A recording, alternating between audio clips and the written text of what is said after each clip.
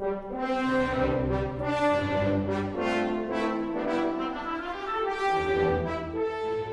and welcome. My name is Ann Rumpf, and what you're about to enjoy is a video that honors the 10th anniversary of the Oconomowoc Chamber Orchestra. Many years ago, my dad founded the Peninsula Chamber Singers and Orchestra up in Door County. Just very similar to the way Roberta had the vision to create and begin the OCO down here. And when she approached me about that, well, it would have been over 10 years ago, I was thrilled because I think I love this community, and I thought a classical music group and really adds something to this lake country, which I've grown to love so much. At this time, I'd like to welcome Roberta, and we're going to begin by talking a little bit about the history of the Oconomowoc Chamber Orchestra. We're here for the Oconomowoc Chamber Orchestra's 10th anniversary celebration and review. I'm here with Ann Rumpf, and Ann, this day reminds me of a day years ago, doesn't it? I know the day you're talking about. And you know, the Oconomowoc Chamber Orchestra functioned for over a decade now, but it all began with a visioning of Bob Ignatiuk, Ann, and I to help this organization begin. And once we decided that, at that point, there was this goodly amount of paperwork that had to be done. And it looked like a day sort of like this, a little bit cold, a little bit rainy.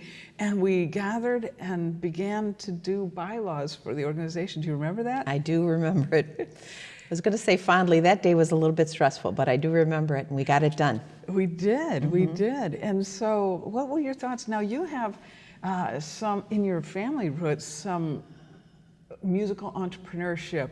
So would you like to tell us what helped develop your thought process on beginning organizations like this? Well, I remember, I think I was in the beginning, my early years of college, when my dad had the idea to start a similar organization up in Door County, the Peninsula Chamber Singers and Orchestra. And I remember him being on the phone, and there's a lot of retired musicians up in Door County, a lot of very talented musicians up there. And so he would call people and get things going, and I remember him sitting at the table working on this and working. And when you started talking about it, I thought it was such a phenomenal addition to my hometown, and I thought it would be a phenomenal addition to Oconomowoc as well, which is my current hometown. In March of 2010, the OCO organization became an official entity. And we visioned two things at that time. We had the Professional Chamber Orchestra, the OCO, and we also had an avocational orchestra, Orchestra O. We also were working with a new art center in town that had just been built, no performances there yet, and we had no orchestras for the players at any level. And so that's how we began, right? And so our first major performance was the debut concert with the Oconomowoc Chamber Orchestra. And it was seminal, it was core in so many ways, but with that concert we commissioned the Fanfare for Lake Country. We began the Lake Tones Legends and Landscapes series. We're here right in front of Lac La Belle, and that's one of the lakes in this area, the many lakes, which we have 5 musically themed lake commissions, and we had a beautiful performance with violinist Rima Sushkinskaya with the Madrileno Strad, and also the Beethoven's Fifth Symphony. So we were working with Veolia International, who was one of our sponsors, as well as our whole community support team. And any memories of that very first concert? I remember feeling thrilled. First of all, Rima, I mean, what a phenomenal performer. But I remember feeling a sense of pride because my in-laws were there, and they have a strong appreciation for classical music. And I remember thinking, they must be so amazed that here they are in Oconomowoc, Wisconsin with such an excellent performance. It was thrilling. And to have musical works commissioned and debuted at that concert, it was overwhelmingly wonderful. That's neat. You know, a couple things. We also did a violin master class with Rima. And one of the the things that the OCO organization does is educational outreach and mentoring of musicians of all sorts. And that was a feature that was over at Heartland Music Center, and Ellen McDonald collaborated with us. We were so fortunate to have that experience, right? You'll see some photos. We have some photos of that at the violin masterclass at the end. Rima and I played some of the Bach double violin concerto, and so we with Sharon Goodrum, pianist, and that was also a fond memory, right? Yep, that was great. I enjoyed that. The performance was later released on recording and took third place in the American Prize Awards. That was in 2012. But that's also a testament maybe to your feeling that the program went well. It really did. So we're so happy to welcome our guest Blanton Alspaugh today. Blanton is on the Sound Mirror recording engineering team that's based in Boston, and he's actually on the road today and coming to us from a 24-inch snowstorm in western Pennsylvania. We're so happy you're here. We're so happy that technology allows us to do this even on a day like today. And that's part of our story. He knows the OCO from way back. And so, Blanton, would you like to share a little bit of perspective on 10th anniversary of OCO and recording and what we've been able to do? I remember finding out about the OCO from you because, of course, you and I had stayed in touch after many years ago being colleagues at the Conductors Guild Institute, which was a summer sort of advanced conductor training program that was led by Harold Farberman, and we had both been there for a couple of years. And then we started working with the Milwaukee Symphony and reconnected with you, and then heard that you were starting the Oconomowoc Chamber Orchestra. So, you know, it was really delightful to find out that you were starting something there, where you grew up. You had long and deep roots in the Oconomowoc community, and you were building an orchestra. So, to be able to contribute to that by producing a recording of your debut concert was really cool. We were so happy to have you there and your team. That recording went on to take third place in the American Prize Awards. So we're very happy to have that. But it comes from the skill and dedication that you and your team have, because you produced many significantly awarded recordings. Want to share us a little bit about the Sound Mirror and what Sound Mirror does and what you've seen with them? Sure. Well, Sound Mirror was started in 1972 by John Newton, and John is still our president and chief engineer. But it's a very tight team of 5 producers and engineers. We do classical recordings all over the world, obviously mostly in the United States or North America, but we've had recent projects in Russia and South Korea and some other places like that, Ukraine, the UK. So we do get around beyond the United States, but it's like I said, a small team of guys who are all, a combination of musician and recording professional, either an engineer or a producer. And many of us sort of switch which hat we're wearing depending on what the project needs. So it's a great bunch of guys to work with. And like I said, we work with all sorts of clients in the classical music field. So orchestras, opera companies, choirs, solo artists. So, and like I said, a great opportunity to help a fledgling orchestra like the OCO, get started. Certainly did. We appreciate it. It's been fun. So I understand that you're doing a good amount of digital performance work, and it just so happens that the OCO is in the throes of production and our first remote digital performance. And so being a recording artist, you've been thinking digitally for a long time, and as we have, and yet it's a new world. And I want to share a little bit of what you're seeing and what you're doing, as well as what that means to the public or the industry. And the thing that we try to make sure we we focus on. And the thing that we try to make sure we encourage our clients to focus on is not the technology, but the music. What we're trying to do is bring the tools to the project that are going to be needed to convey the music that you're making to your audience, whether the audience is sitting in the theater, the hall, or watching on a laptop or a television, or just hearing you on the radio. So obviously, I think with the pandemic and the lockdowns and those kinds of things over the last year, where we've been in a situation where you basically couldn't have a live audience for anything. And for that matter, we can't even get the whole ensemble together the way we would like to be able to do. We have to rely on technology to help us still reach an audience. So we've, of course, been in the sound part of the equation for a long time, but we saw that our clients needed help with video as well. So we've developed the capability to give them, multi-camera video and help them make sure that when they're putting up something on the web, that it's that all the technical aspects of making sure that the streaming program is uninterrupted and glitch-free and those kinds of things are happening. So some of the things we do are live, and some of them are recorded and then post-produced and then put up for, like a subscription-based purchase. Now, did you ever run your own studio, or has it always been location recording?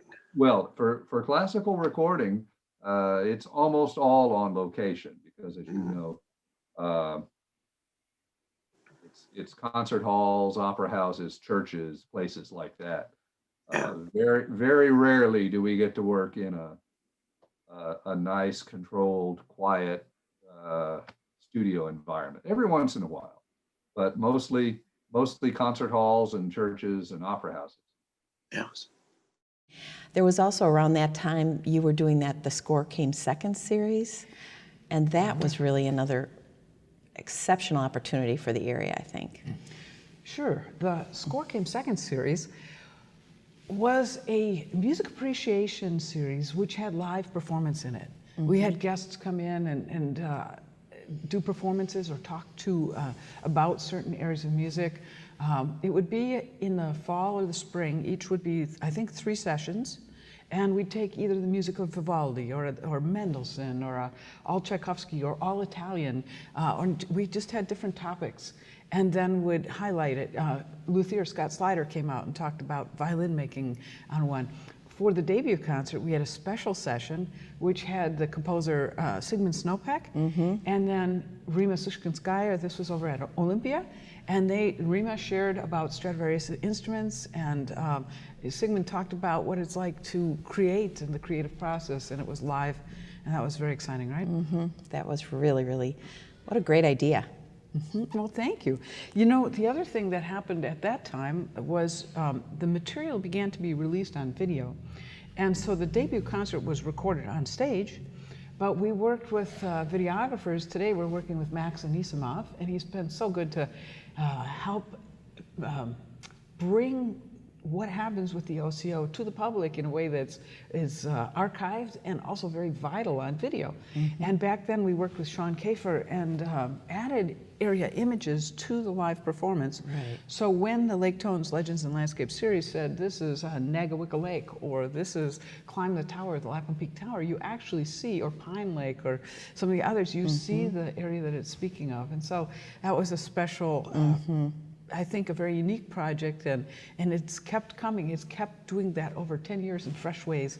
And so we're very happy to do that. That was a fabulous project, and so unique to capture this area in that musical and photographic way. It was just brilliant, really. Glad you like it. Yes, it's fun to share.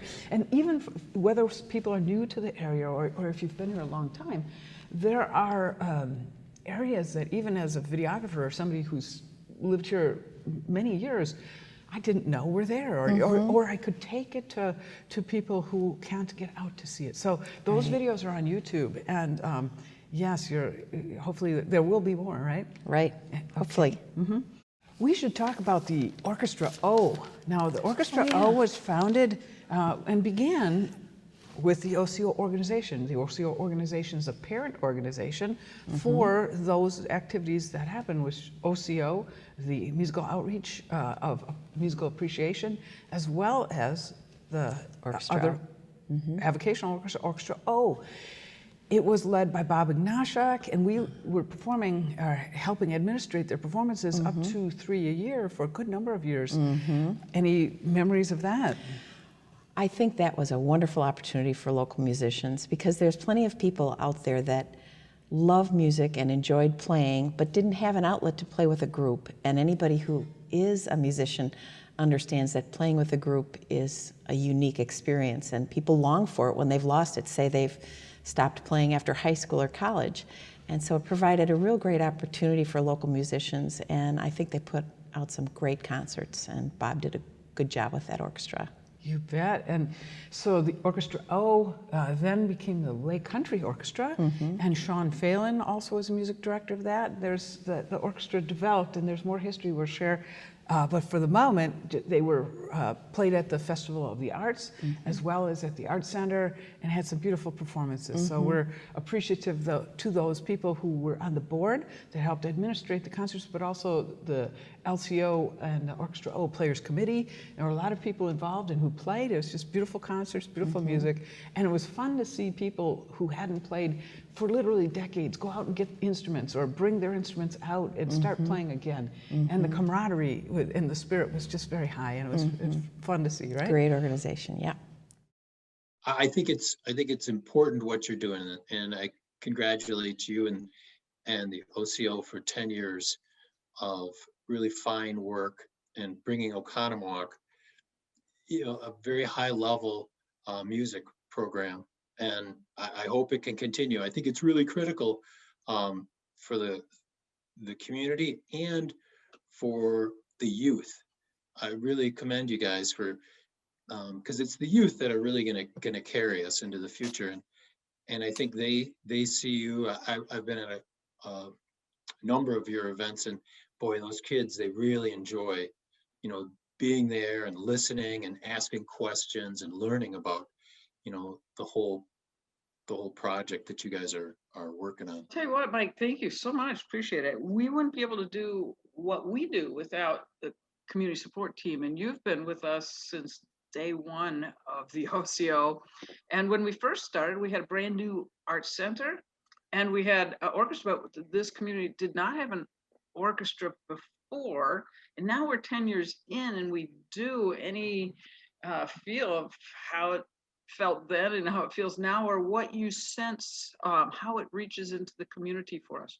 Well, I know this, Roberta, that it's very difficult to have a small town orchestra, and it's kudos again to you and the organization to keep it together and make it thrive the way it has and survive, especially in the COVID era. But I have watched it since its infancy, and you guys the whole group is an amazing group of musicians, and perseverance is really what you're all about. The things you guys take on, the projects you've taken on, and it's very commendable. Hats off to you guys. I once had a teacher tell me that I live in a cultural desert because I don't recognize and appreciate culture. But when I hear you, I appreciate it very much. I've never taken a music appreciation class, but when I sit and listen to you guys, I'm taking the class right then and there. You have your businesses multiple, and you have your hands in numerous nonprofits, and you help the community in so many ways. First off, we appreciate everything that you and Oconomowoc Realty and the Rotary have done for this organization through that 10-year history. You know, we all go way back. So thank you and kudos for all that you do in our community. Well, what I can tell you from the real estate perspective is having a local orchestra really it helps the community, and people look for that kind of thing culturally. It's another feather in the cap of Oconomowoc, and people should support it. You know, if it's good for everyone, it raises all ships. I really enjoyed the Chatfield event, and that's one of the places where those young kids were there, and it was just so encouraging to see all the young kids that showed up there and see a piece of history, local history, and it's going to be a keepsake for our community forever now. Anything else that either of you would say for the 10th anniversary review? I wish I had a birthday cake for you, Roberta. Happy birthday. Roberta, why don't you talk a little bit about the collaboration with Dr. Michael Karasis? Michael is a violinist and actually was playing in an orchestra that I guess conducted in Illinois. It was the Harper Symphony. And at that point, I began to become acquainted with his works. And he's prolific, and he's actually a medical doctor. But it's amazing how many compositions he has and how much he performs. Mm-hmm. And his passion for the violin and strings, actually. So he had a piece called the American Civil War Oratorio. And we had an opportunity to collaborate with the Waukesha Choral Union and perform this work. It's a large-scale work with full choir and orchestra. And we performed it at the Carroll College Shattuck Auditorium in 2012. Mm-hmm. And Michael also had this very significant amount of chamber music.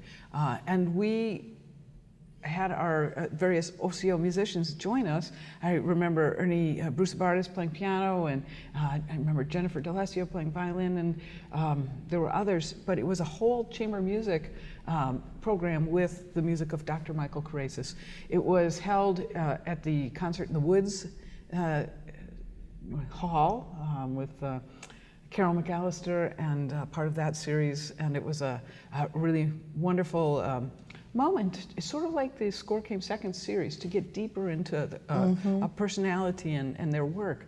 And so we're proud to have done that. What an opportunity. That's great. Hello. On behalf of the Oconomowoc Area Chamber of Commerce, I am so honored to be here to help celebrate the Oconomowoc Chamber of Orchestra's 10th anniversary review. Musicians and orchestras are extraordinary treasures in a community. They give positive experiences in life, and they generate authentic connections between the audience and the musicians. Just over 12 years ago, the Oconomowoc Arts Center was open for the purpose of cultural, entertainment, and enrichment for not only the students of the Oconomowoc Area School District, but to enhance the lives of the residents by bringing us together in our common love of the arts. It was at that time that the seeds of forming an orchestra were planted, and 10 years ago, the Oconomowoc Chamber Orchestra was established. Not many communities have an orchestra.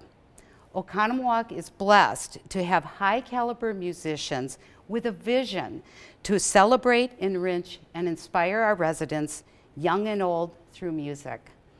I want to congratulate the Oconomowoc Chamber Orchestra for its 10th anniversary and thank all the musicians who contribute to our great quality of life through the gift of music. So at this point, the Lake Country Orchestra was continuing to perform about 3 concerts a year, and the next OCO concert was the David Katz Music Fire concert. Would you like to talk about that a little bit? Happy to do it. And you know, our Lake Country Orchestra performed so many concerts with themes. I seem to recall a St. Patty's Day theme, and we had sort of an Americana theme, or winter concerts. So, you know, it was just fun to see how the personality of the as the year went by, they were able to capture it and keep us in tune with what was happening sort of in the community. And yet we also had a very special guest. David Katz is the head judge of the American Prize Awards. He's a conductor whose path has led him to conduct in Chicago and actually all around. But he has a very special program that he brought to Oconomowoc for us. It's called The Muse of Fire. And The Muse of Fire is the story about the famed and revered musical mentor of conductors, Charles Bruch. And Charles Bruch taught at the Pierre Monteux School and was the right-hand man for Pierre Monteux. And so Pierre Monteux is one of the first really legendary American conductors who led the San Francisco Symphony, I believe it was in Boston, and was respected nationally and internationally. And Charles Bruch then was there to experience, for example, the premiere of Rite of Spring or Debussy, Debussy La Mer, for example. You know, he would have known the composer working with Pierre Monteux for those because he was the assistant, you know, and he brought that heritage of the musical development to us. And so I had the good fortune to study at the Pierre Monteux School with Charles Bruch. But he was a man of smaller physical stature, but his musical stature was large. And there are stories to be told. And some of the names, the biggest names in conducting out there today, learned and studied with Maestro Bruch. And so this play, The Muse of Fire, is the story about how he worked with his conducting and orchestral, because he coached orchestral conductors as well, how he worked with those people at the Pierre Monteux School. And David does it, he's an award-winning actor, and also he worked with Charles Nelson Riley as somebody who helped develop the script and the staging for the play. So it's just done with such integrity, and he's performed that one-man play many places, but we're so happy that we could bring him to Oconomowoc. It just, it spoke to what it takes to learn music, which is a different skill than learning math or something else. Also about the tradition that's handed from student to teacher. And this, I guess, exists in all studies, but certainly in musical tradition, where the way somebody approaches what they do and the way they think about it is what they hand to the people that are studying with them, and it speaks to that. We also had a basket raffle, and yes, that event also began the Chatfield Awards. Oh, that was when that began, yeah. It did. Roberta, I'd love to hear you talk a little bit about the Chatfield Awards, which began in around 2016. And there's an interesting story that goes along with why it is called the Chatfield Awards. And if you could speak to that and a little bit about those instruments, that would be great. Happy to do it.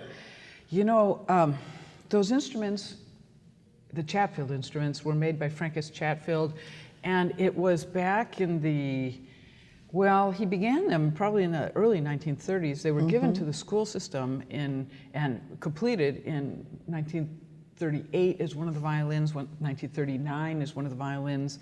And so he created actually there were 5 instruments, 3 violins, a viola, and cello, which was visionary as well as his making process, because we've lost one of the violins. So we still have well, not lost, but it became unplayable. Sure. So we still have a complete string quartet, you know?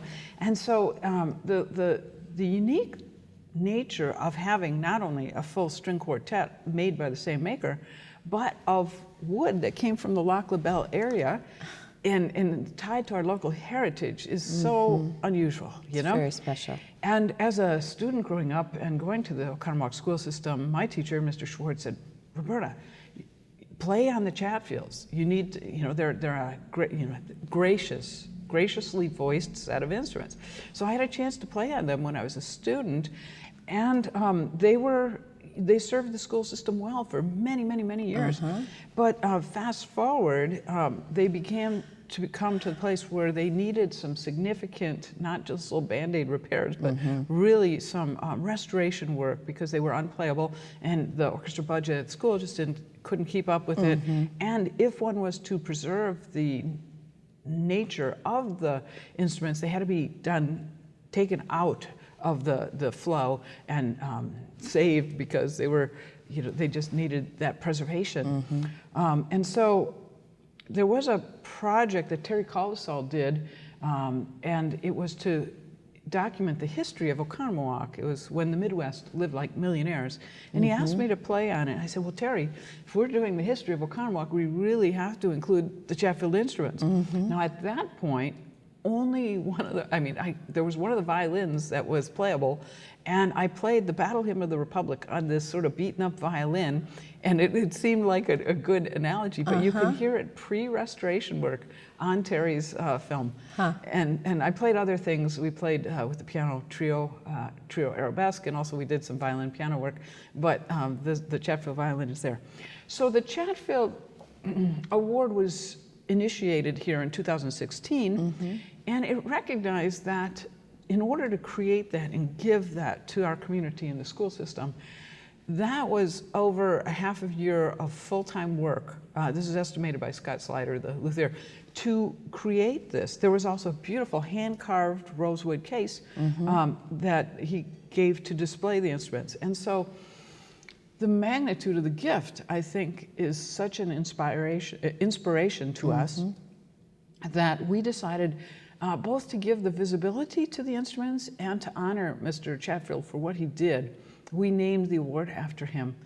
The instruments now have gone through a 3-year restoration project, and they're in our system. We have had a debut concert with them after they were restored with the OCO, which we'll talk about momentarily, but they will require additional repair and to maintain. We're also trying to get a humidified and secure case for them. The art center this is actually really an art center and Oconomowoc school system project. And what the OCO does is gives visibility to it and lets everybody know and plays the instruments so that we can see what happened, that they're, a jewel of our Oconomowoc area. They really are. And the first Chatfield Award went to Tom Snyder. It did. Tom Snyder, it was our honoree. When we began the award, we did an introduction video and we had to explain what we were doing. And so that happened at the David Katz performance, but also we awarded the first award to Tom Snyder in memoriam. And Tom was actually also on the Oconomowoc Chamber Orchestra Board of Directors, and he's somebody who in the Oconomowoc area helped support the arts, helped create the new art center. He was on the board to do the fundraising, the OPAC series performances, which raised the funds to create the art center. And he had his hands in so many other artistic venues in the city, including bringing the Milwaukee Symphony out to perform here years ago, that we wanted to both honor his family and remember the work he did, but also document it in the Chatfield Award tribute video so that our community would always have this history and understand how these things came about. And so each time we award a Chatfield Award, there's a tribute video. And those tribute videos now include some of the most precious history of our area in the arts. That's great. Roberta, next, could you talk a little bit about the development of the fanfare instrumental arrangements and also how the Lake Country Orchestra continued to develop? Sure, happy to. So we had this beautiful music written for our area, the fanfare for Lake Country. And it occurred to me as a violinist playing in our community, it would be nice for me to have a version that I could play when I played elsewhere. And so I inquired of Dr. Crawford Gates, who wrote the fanfare, if he would consider writing a violin piano version for me. And he did, but it's a full-length version, 4.5 minutes or so, and it's at a level that you have to have pretty advanced skills to be able to perform this, right? He was a wonderful orchestrator, and he knew the range that instruments could play, and so he did double stops, and he went into high positions, and it's lyrical. But I was thinking, how neat would it be if our musicians in the area could play part of it. And so I worked and asked Jacob Beranek, who actually was introduced to me at the Music Fire performance, okay? And I said, Jacob, would you consider, he lived in Oconomowoc and is now pursuing a career in musical composition. I said, Jacob, would you consider writing some arrangements for us, small, mid-length, and for all instruments? And he did. So he wrote the theme from Fanfare for Lake Country for bass instruments, treble instruments, and it is just beautiful. He wrote a prelude, which is for the treble voiced instruments, and it's about a page long, and it's sort of, you know, a little bit longer, but not full length. And he also wrote the nocturne, and the nocturne is beautiful for low instruments and bass instruments, and they each have a unique character. In other words, they're based on the fanfare, but they're not similar. If you play the nocturne, it's completely different than the theme, and the prelude has its little adventure too. So he wrote those, and in 2017 we released those instrumental arrangements. They were recorded and are now available on YouTube. So we're here, Jacob, we welcome you to our Zoom call. It's so good to have you here. Jacob is a wonderful pianist and a really fantastic composer. He's written some things for the Oconomowoc area and in conjunction with the Oconomowoc Chamber Orchestra, and they were arrangements on the Fanfare for Lake Country, but they are unique original compositions called Prelude and Nocturne, and also the theme arranged from the fanfare. And so Jacob has a colorful path and lots of adventures to share with us. We're here with Dr. Jeffrey Olson of the OCO board. And so I'll turn this over to you, Jacob and Jeffrey. Curious about your training and who your mentors are as composer.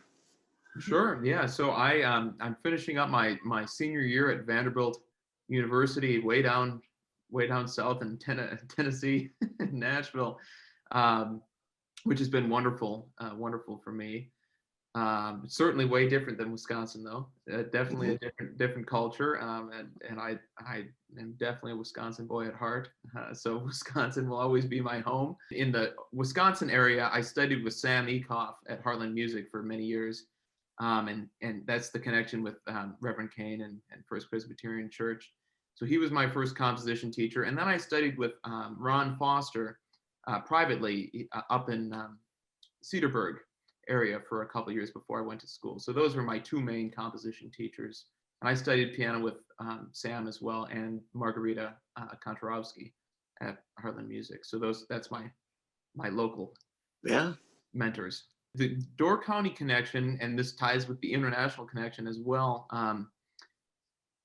2012, I guess it was. So 8 years ago. Well, no, not 9. It's 2021 now. I met a man named Joel Blanton, who is a music educator, composer, clinician who lives up in Door County, and he became my mentor, and specifically for our shared interest in Czechoslovakian music.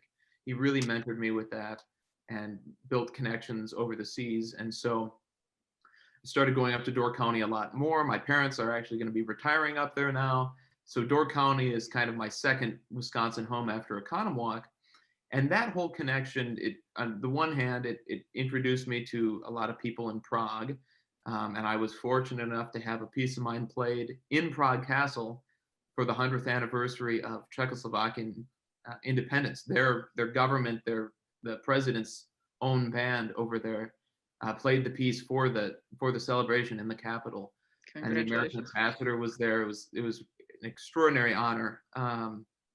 But the other half of that Door County Czech connection was that I became composer in residence for the Midsummer's Music Festival, which is a chamber music festival based out of Door County. They play up and down the peninsula all summer long.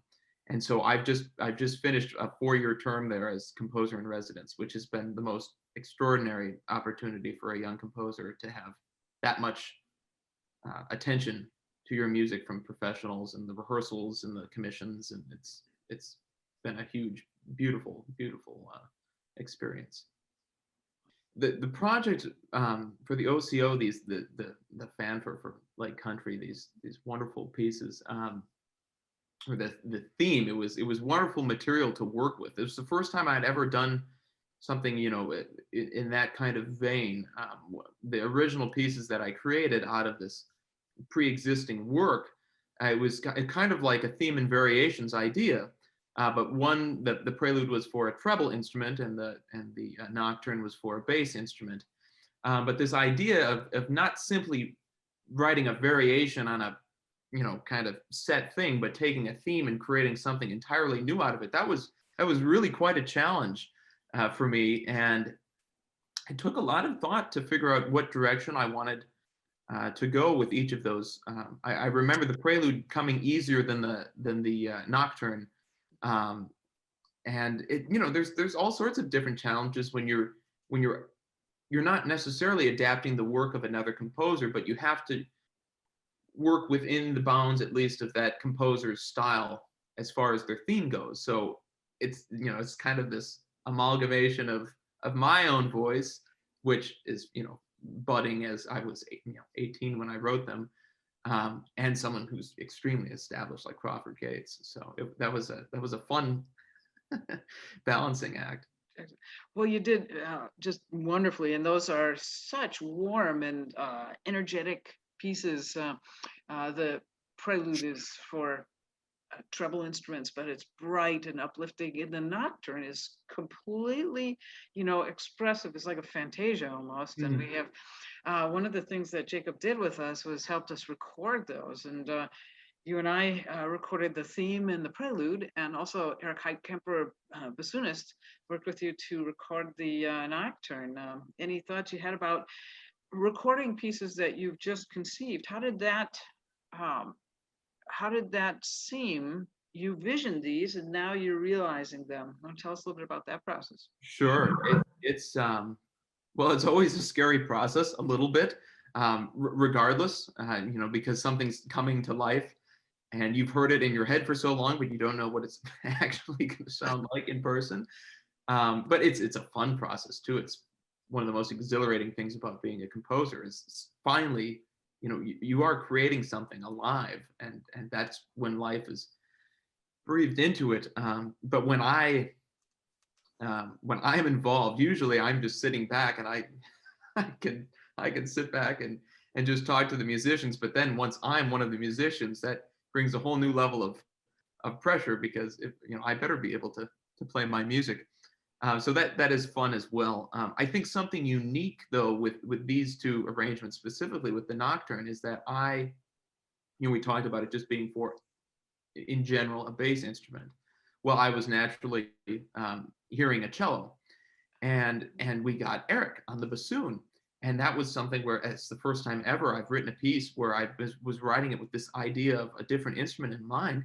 And yet I was so blown away by how perfectly I thought the bassoon sounded for it. I mean, I couldn't have imagined anything better. He just sounded fantastic. And that was a rare kind of surprise that you have as a composer in that vein. And I'll always remember that. I should write more for bassoon. And we're fortunate to have Eric play. And for those cellists out there, you should know that we have a version of the nocturne which has been edited for cello, and two versions of Jacob's theme. And we have the theme for treble instruments, bass instruments, transposing instruments, B flat, alto, violas and all that. But the theme cello has two fingerings. It has a sort of a fingering for those players who are just working first position and a basic fingering. It also has an advanced fingering for those players who would use a more shifting type of position. And those were fingered by Janet Marshall, wonderful colleague and beautiful musician and cellist. She's passed at this point, but she did finger those. And it's a special treasure that we have of her vision about your pieces. Wow. Absolutely. We had a special opportunity when we were recording, because we had a Stradivarius in the house when we recorded. Any reflections on what that felt like for your pieces, or as you came into contact with this instrument? Anything that you noticed with that? Well, I mean, it's extraordinary to have such an instrument, just to be around it, let alone playing music I wrote. I mean, just the very fact that I was on stage with a Stradivarius is just totally unique. But of course, the sound is fantastic, and you played it so beautifully, and in many pieces, and I think that's such a wonderful, and a unique opportunity to have in Oconomowoc, Wisconsin. Here we have a Stradivarius, and that will always stick with me as a very unique and special moment. And it's our theme song, right? It's our song, and it got the Right. Strad, right? Yeah. So that's part of that adventure, You're here and you're on the cusp of a master's degree, and you've already had contact. You have worked with professionals to record and to execute your pieces. What's your dream? If you had your druthers, what's the big dream? So, want to speak to some of those things? As far as how I began, that I was always a kid that loved music, for as long as I can remember. And my grandma had lots and lots of classical LPs and cassettes, and so growing up, I heard that a lot, and I was always fascinated by that.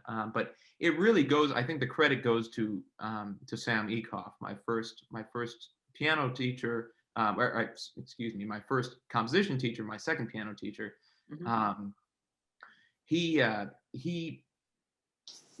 When he took me on as a student, I had studied a couple of years with Pam Truax, who's another teacher in the area, and when I started studying with Sam, he required his students to take theory in addition to piano, which I think is a fantastic thing, and a lot of people maybe hate theory, but it's really important to comprehend what you're playing, regardless of if you're a composer or not. Well, as part of taking theory lessons, we had to write one piece per year, which he would submit to this competition.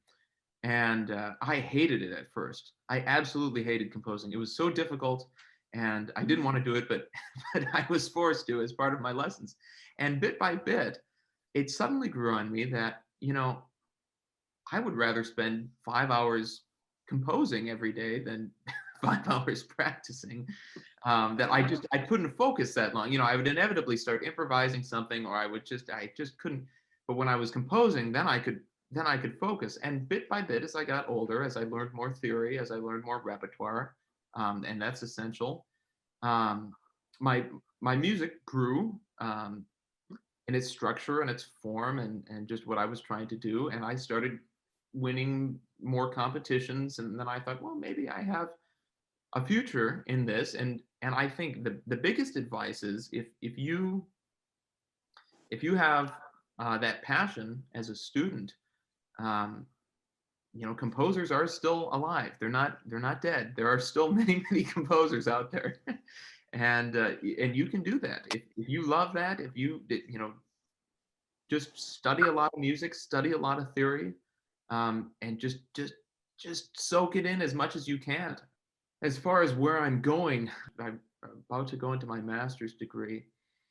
I've had some wonderful opportunities this year, just virtually, and a lot of things that were, of course, kind of left up in the air with Vanderbilt, and some local things as well. But in the future, it's kind of an open slate right now. Hopefully, I'll be out east doing my graduate work someplace out in the city, and that will bring its a whole new set of opportunities and experiences. I think the dream, I just love writing concert music, classical music, and it's such a niche thing, though, that I hesitate to put all my eggs in that basket, as Right. it were. I think my dream, though, is being situated someplace that perhaps teaching, but definitely writing just straight up classical concert music, chamber music, choral music, wind ensemble music. I've started writing some pieces for wind ensemble. That's a fantastic medium that needs new music, and the orchestra, of course. And so that's my dream, is just to be out there writing music for people that I know, that speaks to people, that speaks to audiences, that I would love to hear if I was sitting in the audience. Is just to uplift people with music. I think music has got a great potential for joy and bringing people together. And there's a million other ways that I could go. You know, I definitely have many years of experience as a church musician as well. So I do see that in my future, and the whole Czech side of things too.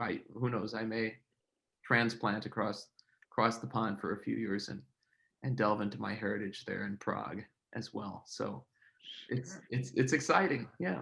It is. Well, Jacob, you've done so much. It's been a joy to work with you both on the projects of writing the instrumental arrangements and enabling that for the whole community, to record them in a very special scenario, both with you as the composer there, helping perform and realizing this music all the more special with the Stradivarius. And today, thank you for, taking the time, coming back, sharing with us a little bit about your background and in your vision. And as we put this out in the video, and just know the OCO is always grateful. So glad you're part of our team. And we wish you so glad to be a part. Yes.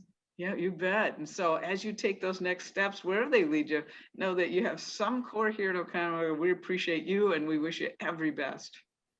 Thank you so much. Thank you both. Yeah, it's an honor to be here, and like I said, no matter where I end up, Oconomowoc is going to be my home for the vet. That's my hometown, and that's there's always going to be a part of my heart right there in Oconomowoc. So I really appreciate it. We also had another composer. This would be David Bond, and David is from the Milwaukee area, and he also did the transposing versions of the theme. So virtually everybody in our community that would like to play the theme from Fanfare for Lake Country can. There are even solo piano, there are guitar chords. So if you enjoy the Fanfare for Lake Country, the orchestral version is on YouTube, but we also had a recording session, and with the composers, recorded the prelude, the nocturne, and the theme. Also, that's when we had the opportunity to record them with a Stradivarius violin, which was a special pleasure, and we're so fortunate. We'd like to thank the Stradivarius Society of Chicago for helping us enable that at this very special moment. And as you listen to the arrangements, know that when you hear the violin playing, that's the Stradivarius. We had Eric Heitkemper, bassoonist, do the nocturne with the composer Jacob Beranek, and that was bassoon and piano, and it's beautiful. And just now, you can look up the sheet music for the instrumental arrangements online. Also, the jewelry mechanic on Highway P carries them, so people can find them. Great. Good.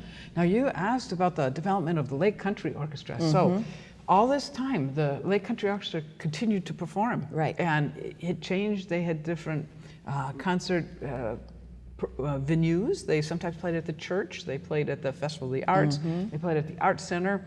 And they have a new music director. And so Gail Schrader-Hoffman became the music director, but also the Lake Country Orchestra was doing their performances, and they had an idea. They had ideas, and they thought, we'd really like to have opportunities to just play at the band shell, for example, or they didn't necessarily always want to be at the Art Center, which is fine, but they thought, we want to be our own organization. We want to be us.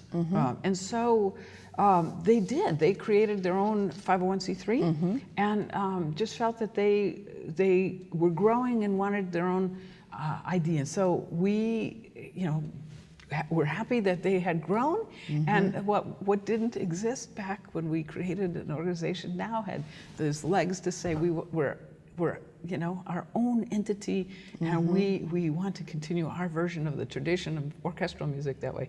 So it was I'm happy. We're happy for them, and just know as a community we have two orchestras, and they continue to function. The name changed a little bit, Lake Country Community Orchestra. But that's great. For everybody who plays, God bless them, and and for all that they do, we're happy that we have a sister organization, as it were, in the orchestral field. So we're very happy for them. The OCO had, because we were administrating those concerts, some of the ideas that we had were sort of on hold because there's only so much you can do, So at that point, that the Oconomowoc Chamber Orchestra had other ideas of things that we would do, then the focus became on the Chatfield Award became prominent in the tributes, but also the performances then became more focused on OCO performances. Maybe you could talk a little bit more then about the continuing development, but also around 2018, the next Chatfield Award would have been awarded to Dave and Betty Royal, musical royalty in Oconomowoc. So maybe you can talk a little bit about that. Sure, happy to do so. The Chatfield Award is annual, and I didn't mention earlier, but we had the support of the mayors of our town to help launch this program, and also to help present the awards, you know. Now in 2018, we had a program that was at the Arts Center, and it featured Mozart Divertimento. The chamber orchestra played without a conductor. We did the first performance of Diane Wittry's After the Rain, St. Paul's Suite, very near here. We're at the Oconomowoc Community Center filming today. But the band shell, I can see it out the window over here. And Dave and Betty were so part of the history of the Legion Band in Oconomowoc, and Dave was the music director of the Oconomowoc Area School District music programs for a goodly, half a century, okay? But that's the legacy of his life work in Oconomowoc, and always did it with grace and colorful showmanship, and there was a mounted band and all that. But anyway, so there's so much he did for our area, and it is documented both in the newspapers and things. So he and Betty was on the board of the development of the Arts Center and the Festival of the Arts, and so many things that we as a whole community benefited from. And the artwork at the Arts Center and the sculptures that began around the city, and Melody is a favorite one up at the Arts Center, and the Green Room. So we are able with Dave and Betty to go into the history of the hall and the musical performance of Legion Band, and so that they were the awardees for 2018, right? And that performance and the both the tribute and the presentation are online on YouTube. You can find that in the OCO archives. And yes, we have the Diane Wittry piece, After the Rain, is a piece that we are actually, I'm going to share a little secret here.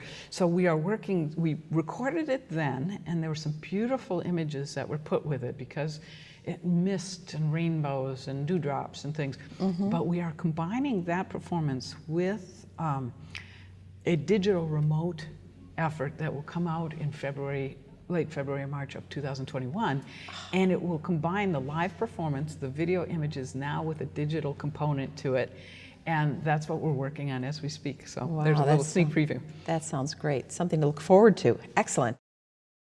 So we're here with Sigmund Snopek and Denise Snopek, and we're so happy that you've joined us today. We go back quite a ways in our schooling, actually, Siggy and I, but also you are with the OCO orchestra history all the way from day one and from our first debut concert. And we had an opportunity to begin a series that is very unique and very unusual. It's the Lake Tones Legends and Landscapes series. So, Sigmund, we've talked a little bit about it, but would you like to tell us a little bit about how that idea came about? The idea of kind of musical photography, photographing the landscape and having it move you in various directions. For instance, the upper and lower Manabin, never, I got it, Manabin. I did that as a two-part invention. That was a gimme because it's true, there's upper lake and a lower lake, and so you can enjoy, and that's also kind of the spirit of Bach. I've always enjoyed writing the two-part inventions, and actually even in my itinerary, I have a double fugue that I wrote for Irish Fest. So far, the Oconomowoc Chamber Orchestra began with 7 of the movements of this series, and then we did another concert, about 8 years later, with 4 more of them. Has it been 8 years already? Well, actually, since the debut concert, it's been 10. That was in 2010, and we're now 2021. Isn't that hard to believe, right? So, Sigmund, you want to share with us? We have 7 movements that began this series. Maybe we can talk about this in the first 7, the next 4, and then what still is in the series that we haven't realized yet. But let's talk about that debut concert. So we have these movements: Glacial Meltdown, Sailing on Pewaukee Lake, Thousands of Fish, an Alphorn on Pine Lake, Climb the Tower, which is Lapham Peak Tower, Upper and Lower Nemaben, and Sunset on Lake Nagawicca, which is subtitled The Seven Seas Waltz. So want to take us through any of the thought process or origins of some of those, the styles and things? Well, the Seven Sea Waltz, the owner of the Seven Seas loved waltzes. Jack, what's his name? Yeah, Jack Weisgerber. And so that was a natural. And as I mentioned, the 2-part invention was also a lot of fun. And then going up and down the tower, which puts the listener actually as part of the tower, because you can physically walk up that tower and walk up and down if your body can take it. How about Glacial Meltdown? Tell us about that. Yeah, it started with very intensive minimalist piece, and it has various themes shooting through the performance, and it comes to the end. It becomes more gentle, and it's kind of you can hear the birds singing as spring finally comes to this land of snow. That's where that we're experiencing tonight. It's 35 below tonight, you know. Yeah, exactly. So the Ice Age boogie and this glacial meltdowns were perfect. Interesting sidebar: my one of my dear musical friends, Richard Perry from Pink Floyd. He was out. He's the guy who played the sax solo on Dark Side of the Moon. He lived out here for a while, and we went out with his then wife and enjoyed the kettle moraine. And he, of course, took this experience back to England with him. Told his buddies about this beautiful part of Wisconsin. The sailing on Pewaukee, that thing really percolates along. And you can imagine that you're in the sailboat.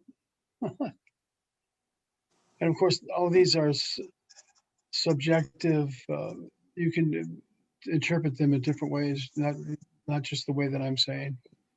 They're multi-leveled. And when you add the human into the equation, anything can happen with the music. People can sing along with it. You can add lyrics to it, and although it's nice to have just instrumental music, but there you have it. Now, in Wisconsin, we have a state forest called the Kettle Moraine. And you have the piece called Glacial Meltdown. In the Kettle Moraine Forest, it was created because of the glacial movements that came. Right. The kettles were where the ice moved the dirt out, and the moraines are the mounds that it left behind. So that Kettle Moraine had some relation to your Glacial Meltdown piece. There's various dramatic moments as we go from the kettle to the kettle, one kettle to another kettle, and also the beautiful rock formations that were left behind. Some of the music has that power.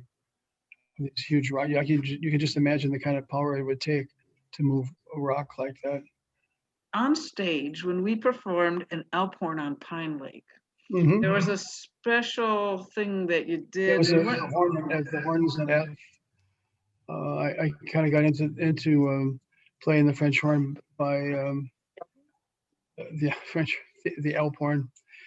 When we were down in Florida, we were performing at a German beer hall, and one of the owners said, "Hey, would you like to play an Alphorn?" And I said, "Sure, where is it?" And he brought it out. It was a 20-footer, and it's in the key of F. And I put a trombone piece on it, and its tone is really mellow.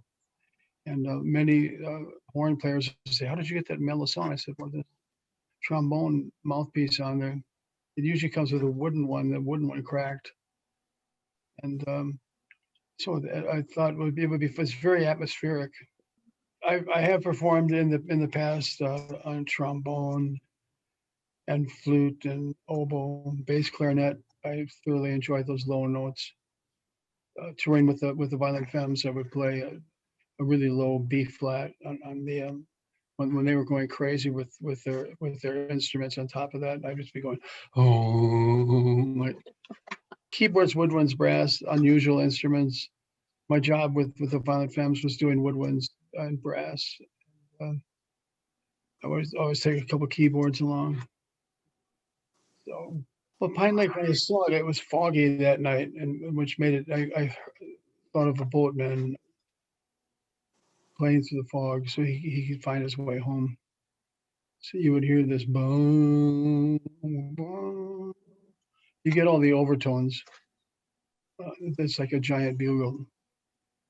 Well, I do have a question about how you and Ziggy came up with the idea for Lake Tones, and when was this that you began to collaborate on this idea? It was it's the anniversary, it's the 10-year anniversary. I received a phone call from Roberta, and we talked about things, and I proposed this idea to her, and she enjoyed it and added more. In fact, she added some titles, and we talked about just having the piece be something relevant to Oconomowoc, and to get the kids involved in it, and also geography of the area, and then to get, in a sense, a new impressionistic, what's what I call a new impressionism, along with the minimalist strains. When we spoke, Sigmund and I were thinking to collaborate, but this concept of musically depicting an area is something that Sigmund had already formed in his mind. And you have all sorts of experience in this general area, and you'll notice that the scope that Sigmund is depicting in his music is broad. Siggy, you want to tell us how you thought of that idea to do this? Because as far as I'm aware, to this degree, it's not been done elsewhere, but also your contact with the area, how you became familiar with all these places. Well, I grew up in the area. For instance, the jumping carp, I was like 10 years old, and listening to what was happening in this hot summer morning. These huge carp were hitting, made a big impact. I mean, at that time, I think I was only 10 years old. It was splashing on the water, and I thought, wow, the carp are playing along with us. So I was jamming with various lakes, Lake Mendota, and that was on the radio. So that's where it started, really. Sure. And then years later, when you asked me for an idea, it's an ongoing idea, it's an ongoing concept, and it's really wonderful that you're able to hook up, and it's kind of like help me close out the idea and get it all ready for the future. Siggy, you have so many styles in the this collage of music, and I can think of a couple. We have ragtime, you have jazz, you have classic, you have almost like a very singing. You have Meditation on Holy Hill, which is almost like church music. Do you want to share with us some of the styles that are in the music that we're hearing? Well, there's minimalism, which some people like, some people don't like, but that's one style that's really strong, and it's really great to have the rhythmic value. And then there's just classical music. That, like you said, there's jazz, there's folk music. It's just that some people would say hodgepodge, but it's not like that. It's beautiful movements from one line of musical thought to the other. Denise Snopek, my lovely wife, she plays oboe and flute, and it's very handy at many various tasks that we have going on around here. The tech support. she's good at recording and all kinds of taking things that you used to have to go to a studio for. You know, we just do them here because we have a studio here. And you two play together as well, right? So you want to tell us a little bit about your collaborations? Oh, we have been earning a living playing the German music, and playing at the various German restaurants and stuff. And Denise plays in the orchestra, the wind orchestra. Following. Mm-hmm. And we also do Irish music together. Right. And I've always been keeping up, you know, with the classical music, and Kevin Stallheim, his group has performed my music, and you guys have. I'm very excited and honored to be part of the Oconomowoc Chamber scene. Okay. See, when you play all sorts of different styles of music, and we're so fortunate that you were working with us in the orchestral realm, but want to share with the audience just some of the variety of musical styles that you've performed in and worked in. Oh, all different styles, rock and roll, jazz, polka, punk polka. There's a band called Brave New Combo. They specialize in really jazz polka. And of course, I love folk music and, you know, beautiful singers like Lotte Lenya and the French gal that Robin Plur does such a Edith Piaf. Yeah, Avianos. Beautiful stuff. And any memorable performances that you'd say, oh, these were either distinctive that changed your musical styles, or ones that you go, oh. There's all kinds of things. One was playing in London on my birthday, October 25th, when was it? We played 1984, and with the Femmes, and it was my birthday, and it was also Victor Di Lorenzo's birthday. So they all sang, the whole crowd of 3,000 sang happy birthday to us. It was Very something nice. I'll never forget. We played Carnegie Hall. That was always fun. I saw Jimi Hendrix play at 3 a.m. That was one of the last great unsupervised rock festivals. Playing with the Milwaukee Symphony was a great honor. Kenneth Schermerhorn was the conductor for my first symphony called Orange Blue, which has nothing to do with Rhapsody in Blue, but I got a 20-minute standing ovation. That was October 29th, 1970. I did another symphony with them in 1974 called the Talking Symphony. That was an hour-long piece. Cheap Trick, yes, we spent some time with them. They were friends of mine for years, going back to before the time that they became famous. We worked in the recording studio, and I went to see them at their gigs. They would honor me by saying, "Sigmund Snopek, where is he? Raise your hands." And that was always a great feeling of, you know, a kind of a great feeling. I need you to need me. Did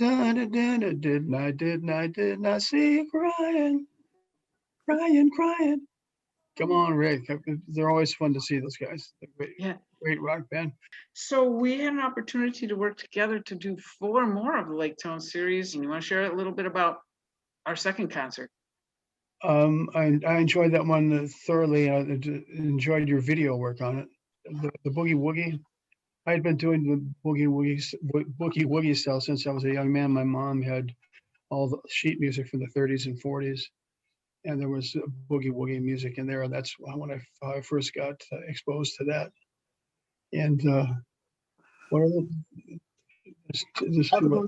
the Al Capone slots? Yeah, that obviously is a play on words. And one of who is the musician, that the trumpet player, he played Al Capone, and we made a video up. And I was in it, and you were in it, and you know we had the kind of the ragtime bum bum bum, almost like the band on Star Wars. Bum bum bum bum bum bum bum bum bum bum bum bum. The Katina, yeah, that was fun. The meditation is a beautiful piece that just continually builds and builds and builds, and at the end, of course, you get the obligatory it's all over now, and as it slowly fades into the distance, that's a pretty piece. The Ice Age Boogie was actually really, it was fun. The dinosaurs that inspired the Ice Age, they came around. When did the dinosaurs come? They came up to the meltdown, and I remember when you recorded the thing, there was a little cartoon of a dinosaur that was really cute. I enjoyed doing the pieces. So Sigmund has other movements for this series. He has sketches for about 11 or 12 other movements. They're exciting. They're for area lakes or landmarks. I'll just give you a couple of the titles, but there are many more. There's Snow on Lake Neshota. There's cane pole and bobber fishing on Golden Lake, swimming on North Lake, the Undermids, which are Lake Mills, Golden Wedding on Okachi Lake, the Barrel Wolf, jumping carp on Pewaukee Lake, picnic on Lake Kesis, a movement called Lake Voices, and there are some other ones. And so the OCO looks forward to helping Sigmund realize these with a full orchestration and performing them at some point. We are very fortunate to have your vision and to have this whole series depict our area. Sigmund is a real treasure. So thank you, not only now and for that which is to come, but for being on the path with us. You worked so hard with us over this last decade. It was an incredible amount of work, and we are just very appreciative. Thank you. Thank you. And also, we should thank David Bond too. Absolutely. Would you like to share with our audience what David Bond, what his involvement with the project is? Well, Dave is a composer in his own right, and I met him years ago, and he's been my copyist and my dear friend. What David was doing was, in some cases, just orchestrating. I would compose the music and then orchestrate, which is for people who don't know. It's the orchestration is when the trombone player plays, when the flute player plays, when he doesn't play, how he should play. So he had to help me out. We were running low on energy there, and he just came in, and he had been my copyist for years, so he knows the idiosyncrasies of the Snopek music. So he'll know that, oh, there it is, or do this. This is just like on the last one, or he'll ask me a question. Is that really what you want there? So he's in a sense an editor, and also the official title is orchestrator. Sure. And David has such a very creative voice as well. We in OCO are fortunate that he also worked with us to help do instrumental arrangements for the transposing instruments of the theme for Fanfare for Lake Country. And so the instrumental arrangements for Fanfare that he did with us are, they're in print, they're available for people, and actually we're working to get them recorded. But they're beautiful arrangements, and David is, thank you to Dave and David for all of Dave. And see you soon.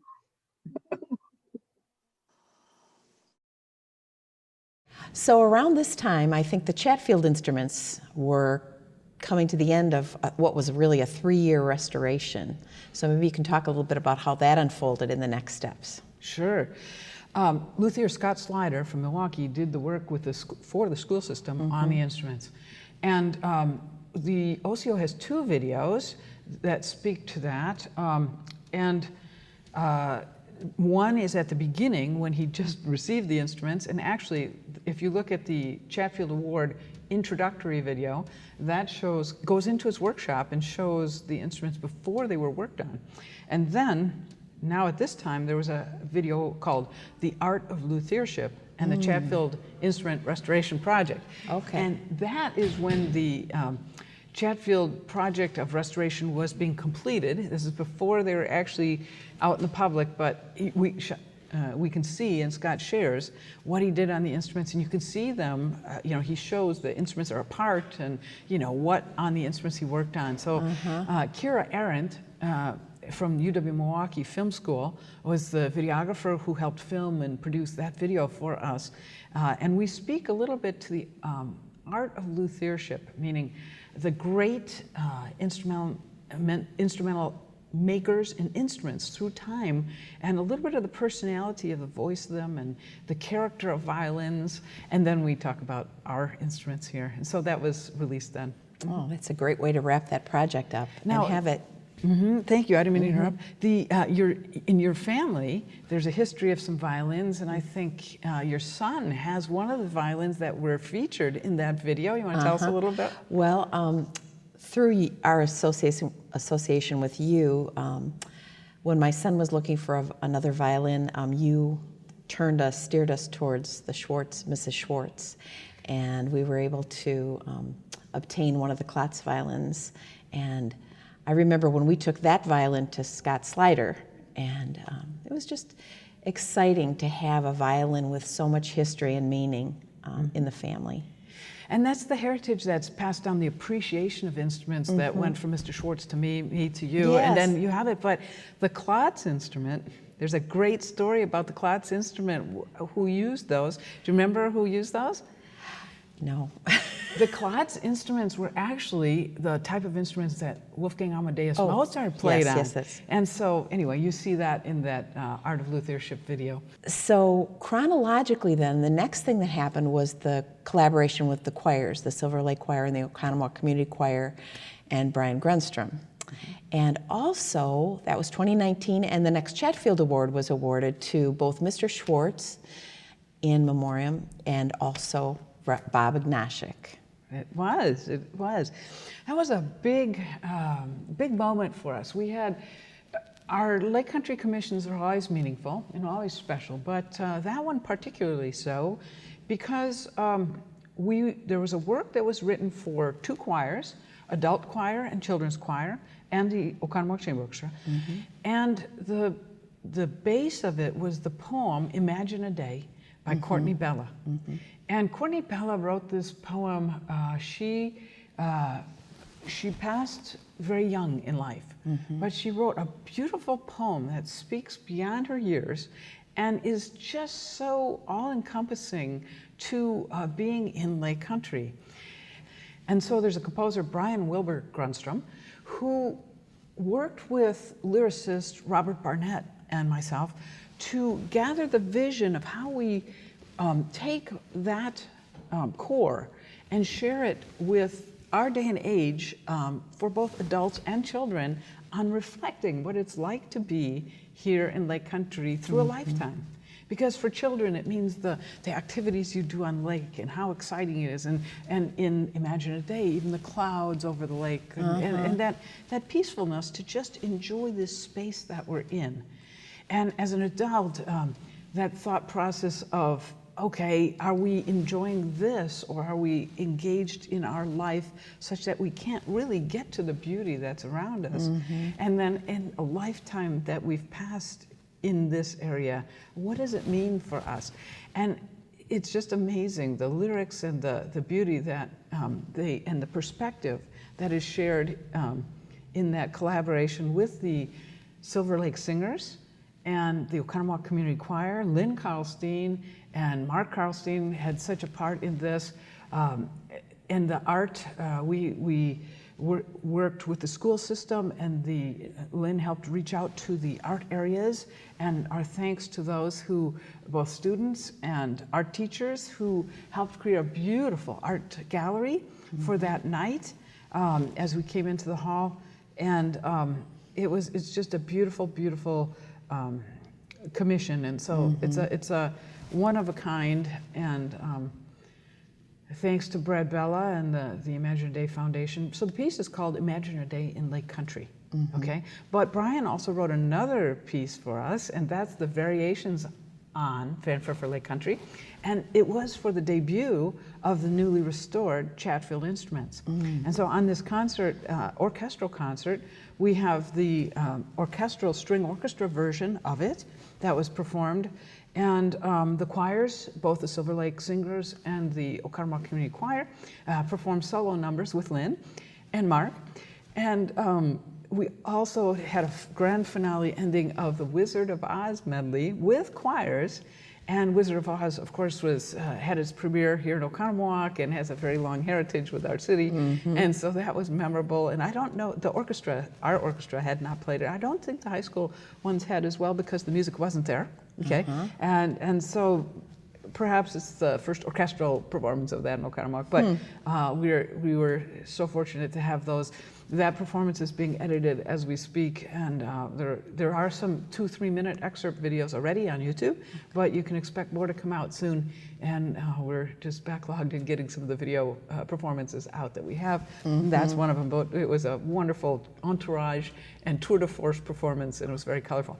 But there are some Chatfield Awards that happened at that time. So Mr. Frederick Schwartz was the longtime orchestra director in the Oconomowoc schools. He was my instructor, both as a violinist, and he was the one where I actually began my conducting in helping him, because he was traveling between schools. He said, Roberta, would you start the orchestra? Okay. And then he let me conduct a bit. So that's actually how it started in high school. But, you know, he was one of the founding members of the Waukesha Symphony and also Milwaukee Teachers Orchestra, which predated the Milwaukee Symphony and then became the Milwaukee Symphony later. So he played there for many years, and he was a violin maker and luthier. So he worked on instruments. His whole basement workshop was, you know, of all violin and violin parts, and he was a collector of instruments, as we mentioned the Klotzes earlier. But so he gave to me, and I think we can share with the community, that appreciation of musical voice, not in violins certainly, but in instruments as well. There's any instrument, you pick it up, yes, it plays a certain way, but different instruments play different ways and have different personality types because of the way the sound comes out. And he was just an appreciator of that and the lore of violin making.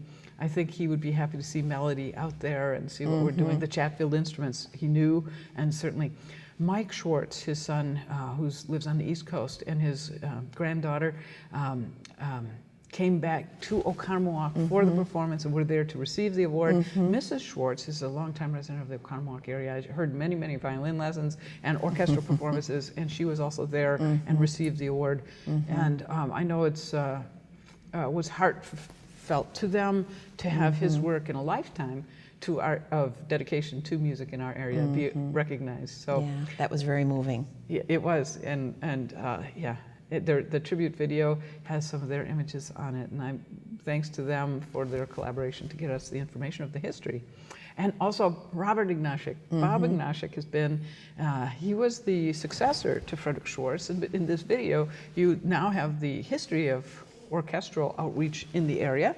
And Bob is, he's a violinist and a violist really at heart, and has led the orchestra performances, led our Lake Country Orchestra, has performed with me in many, many venues, the Waukesha Choral Union, and he and his wife Suzanne, for many years. Suzanne also played with the Lake Country Orchestra as concertmaster, and they're both teachers.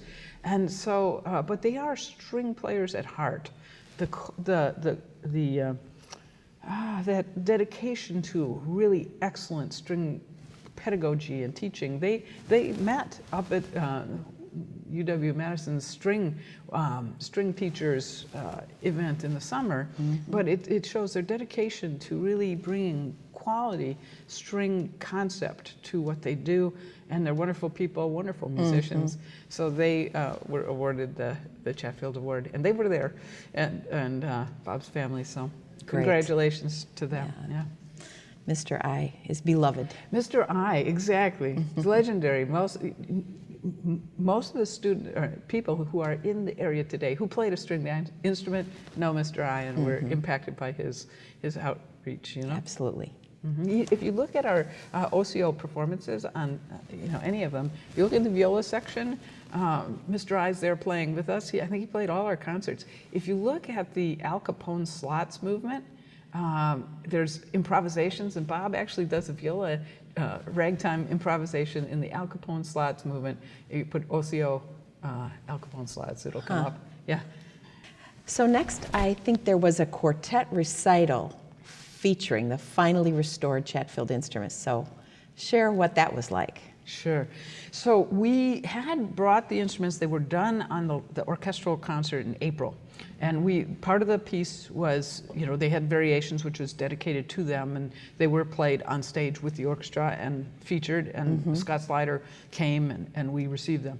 However, one of our board members, which was Dave Royal at that point, had this brainstorm. He said, Roberta, and to the board, we need to do a program with just, with those Chatfield instruments so we can get to know them up close and personal and hear them a little bit more. So we did. On November 3rd of 2019, there was a performance, a string quartet recital, okay, with the Chatfield instruments. And so W Grundstrom wrote a string quintet version of the variations. Okay, he had written it originally for string orchestra. Now he did a string quintet version of it, just slightly different, by the way, to make it speak the best for that type of ensemble. And we played that, and that recording is nearly to be released. Okay, it's in the editing process as we speak. And Scott came out, and Brian flew back in from the East Coast, and you hear that set of that quartet really played just by itself, no other instruments, for the first time in decades, So each instrument's beautiful. Actually, through my studios, Unit Music International on YouTube, I did a video featuring up close look at the 1938 Chatfield violin. So if you want to hear just one violin and see what that was like, hear it, and then see the repairs to it, that's on YouTube. But this was really the quartet together, and it's a beautiful performance. Dave emceed the concert, and Scott was there, and Brian was there, and the quartet, Jennifer D'Alessio, Bob Ignatiuk, Paul Kilpatrick, myself, and on bass we had Mike Britz come join us. It was a beautiful performance. Great. Yes. Oh, okay, so we played the Variations, which was the string quartet version, also the Borodin string quartet and a Beethoven string quartet. So that was nice.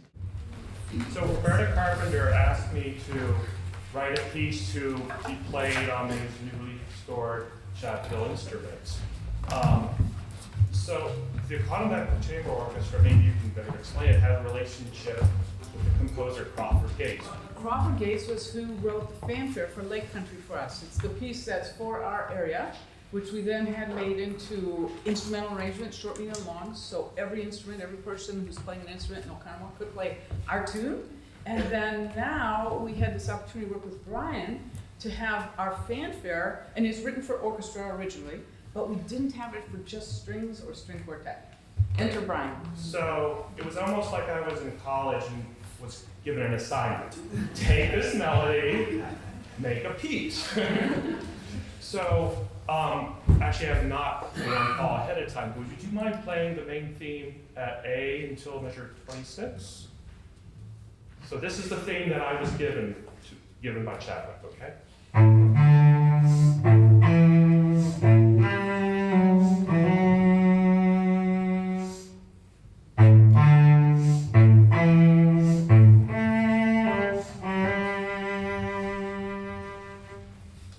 Great. So, like Beethoven, I like to take that melody and have fun with it, pass it around from instrument to instrument, break it up, make it slower, make it faster, and all that kind of good stuff. So I have an initial, the other thing I did is to give the piece some structure, it's kind of fast, slow, fast. Does that sound familiar? So we do an initial introduction where I take fragments of the melody, so you don't hear the whole theme right away. I kind of get clips of it, a little preview, and then it comes in, I play with it, and then have a contrasting thing.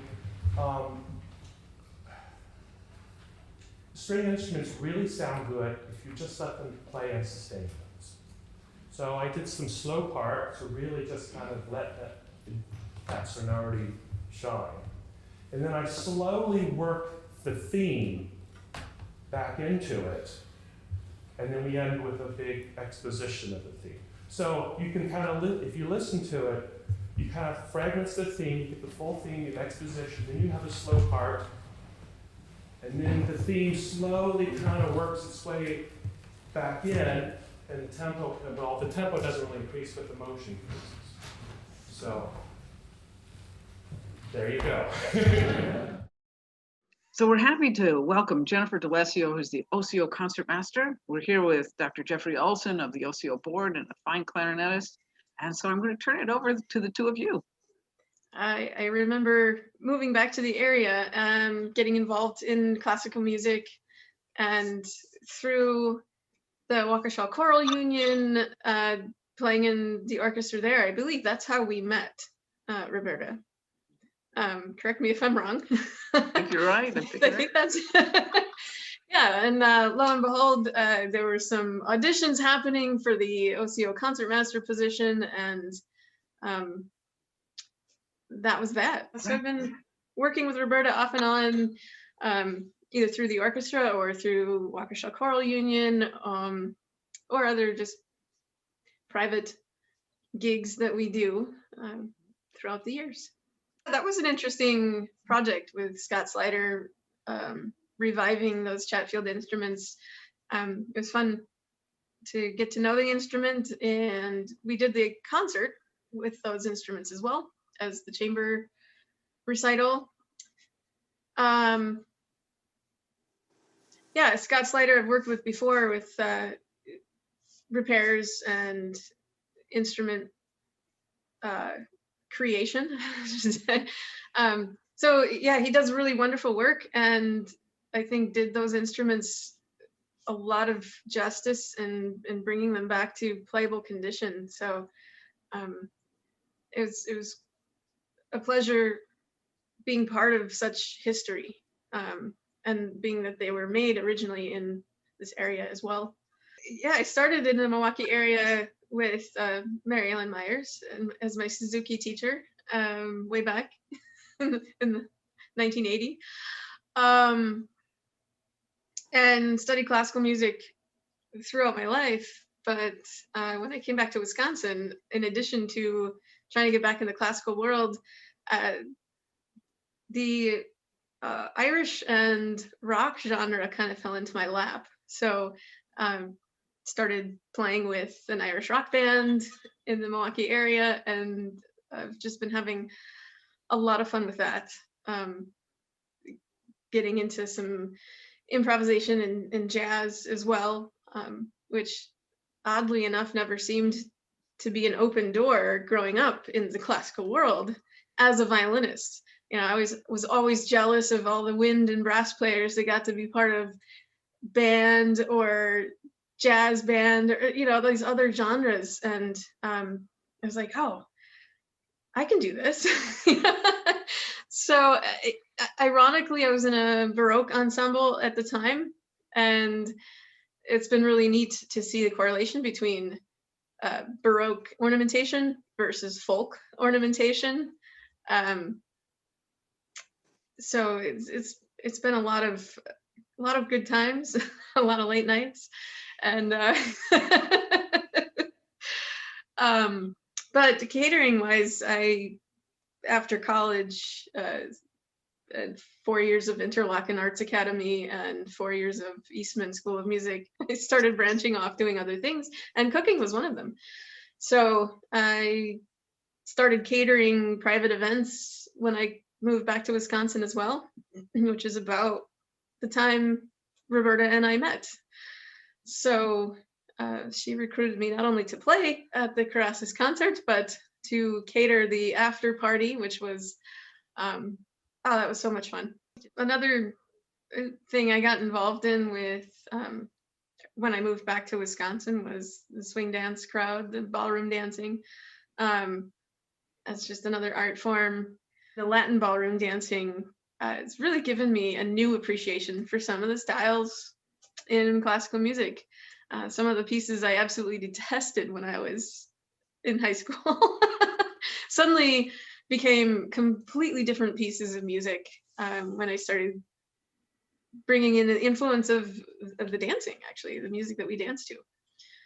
So that's been fun. So I give you, Roberta, a lot of credit in pioneering this project to put this concert online in a virtual format, and then to all the musicians who agreed to do this. You know, it's an interesting process. It's complicated but simple at the same time. I sound like a Jedi or something. It's complicated, but simple. Yeah, I think it makes us stronger musicians. We become very much aware of our own presence in playing. And I think this project, as fun as it will be in and of itself, I think it'll be fun to start getting back together in person to see what change this all has brought about and will bring about when we start playing in person again. I think as a group, as an orchestra, I think that we'll be a stronger entity playing together when it's all said and done. Wow. After we get over being frustrated with the process. No, it's not that bad. It really isn't. Ann, let me share this one. So we're in 2020 now, and we are still in 2020, but the orchestra had a concert scheduled for the 19th. And want to tell us a little bit about 2020? I don't think 2020 needs a lot of explanation. I don't think anyone who is looking at this video now or in the future will not understand what happened in 2020 when our world changed. So the best laid plans in terms of any kind of performance, things have changed this year. Right, so they were our performance was canceled, right? We had a beautiful program. There was a pianist, Joel Fahn, who was coming in. He was going to play Gershwin Rhapsody in Blue. We had a piano master class all set up. The orchestra was set to go. And there's a ballroom dance. There's a piece called Blue Tango that the Living Ballroom Dance Company was going to come and bring dancers with us and join us for that piece. And of course, that was all canceled. But we hope to still put that one on the road at some point. Doesn't that sounds exciting? great. That sounds great. I'm sure it'll happen. But we have a Chatfield Award that happens in 2020, and the awardee is the Festival of the Arts, the Oconomowoc Festival of the Arts. Now, we're in our 10th anniversary season, and the festival was in their 50th anniversary season, and the Arts Center had nobody in it like since March. But we decided, you know, what a perfect way to do what we're doing here for the OCO, sort of doing a history a little bit, but also share a little bit with in the tribute video about the history of the Oconomowoc Festival of the Arts. That'll be good. And yeah, we had filmed it the year before. It's one of the few times that the orchestra really was a year ahead of our planning. But we had Kevin Paler and we had Austin Meyer, who had drone video footage of the festival and also on-the-ground footage.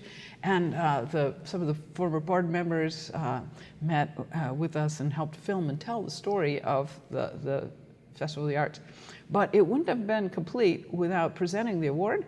And so we joined John Kramer in the Arts Center, and this is after it had been dormant for a good long while, and Mayor Robert Magnus and Robert Duffy from the Oconomowoc City Hall came down to help present the award at the Arts Center. Excellent, excellent. And I know that despite the challenges of 2020, the OCO has many, many more years of wonderful contributions to this community to come. Well, thank you. We do, actually, they're in the planning already. And we were fortunate when we went into the downtime that we actually were backlogged. We had so much material to release and to share. We still have 2 concerts that we still have to get out. But we did something also, one last thing in 2020 before we begin to look ahead here more, is that a year and a half in planning, we had a collaboration between the Oconomowoc Arts Center, the Imagine Day Art Gallery, it's a youth art gallery, and the Oconomowoc Chamber Orchestra to install a wall design that represents the history of all those organizations. They all began about a decade ago when the Arts Center was built. And it just was an opportunity to create something that helps tell the story to everybody who visits the Art Center. And any chance you'd tell us a little bit about the video that was done about the wall design installation? Well, I would encourage everyone to watch the video. Where can they see it, Roberta? It's on YouTube. If you put OCO wall design,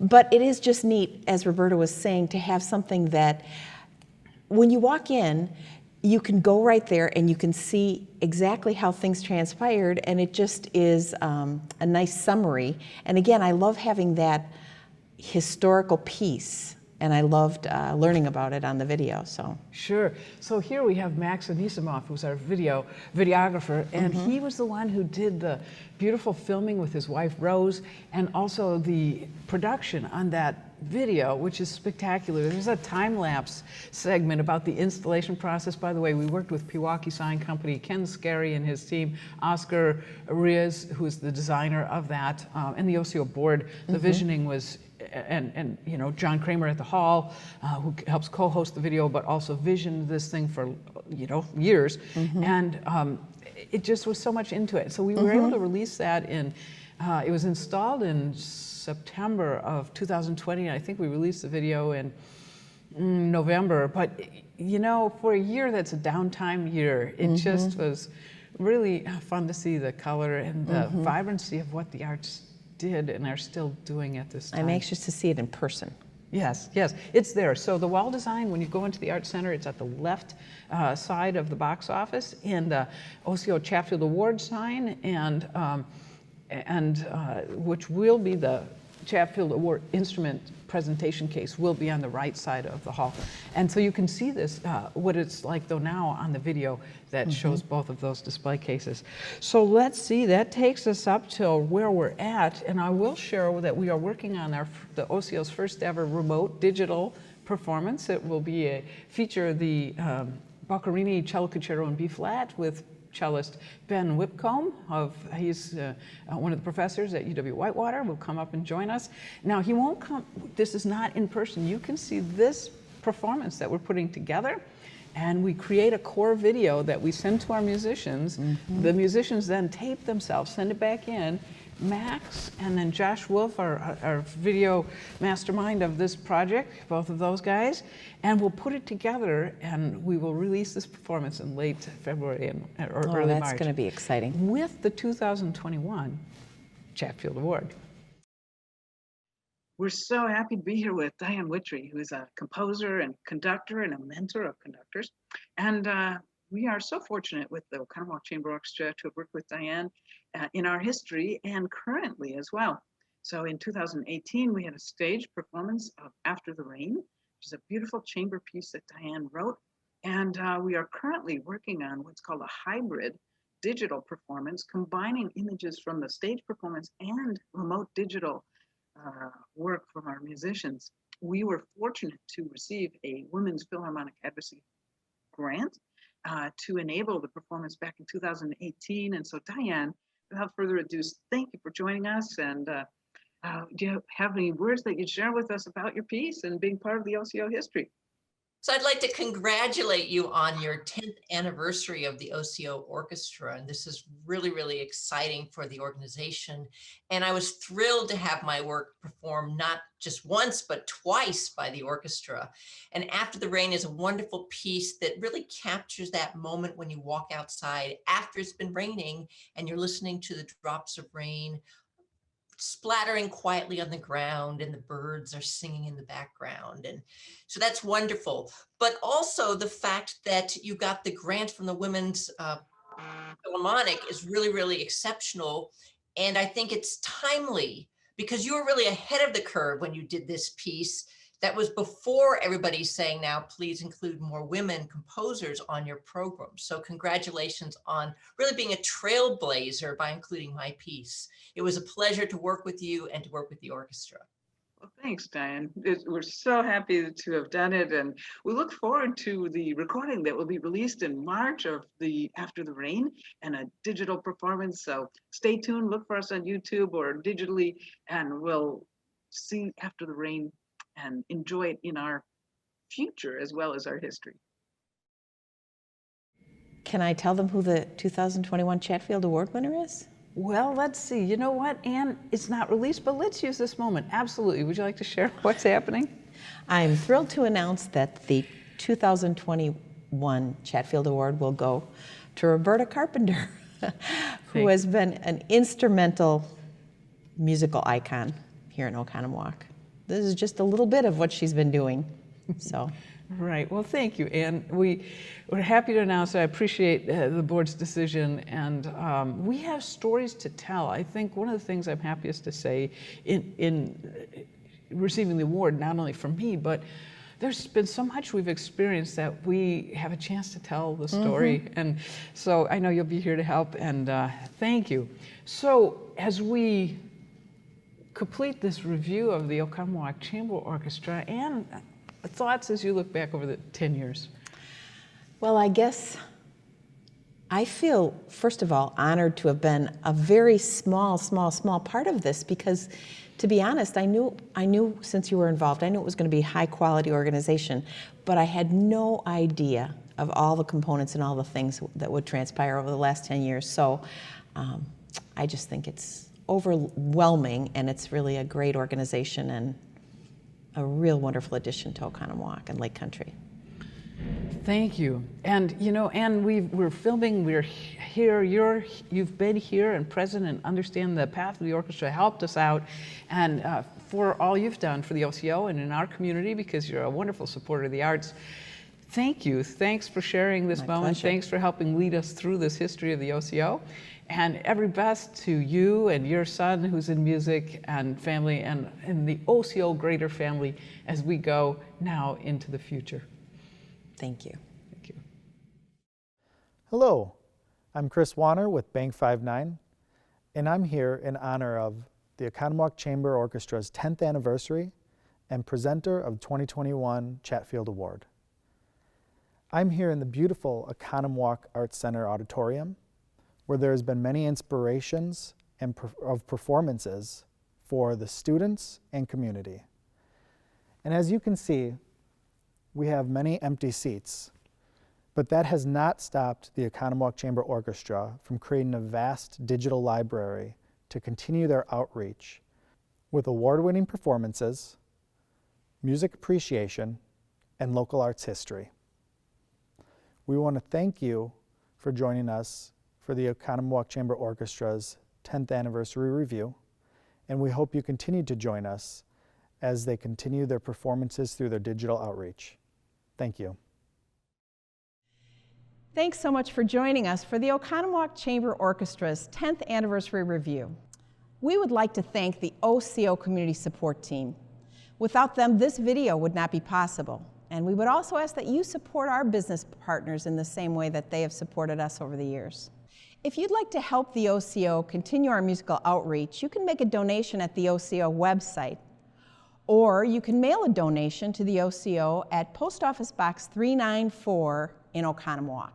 If you're interested in more information about the orchestra, you can receive the OCO newsletter by signing up at the website, or you can watch for news at the OCO Facebook page.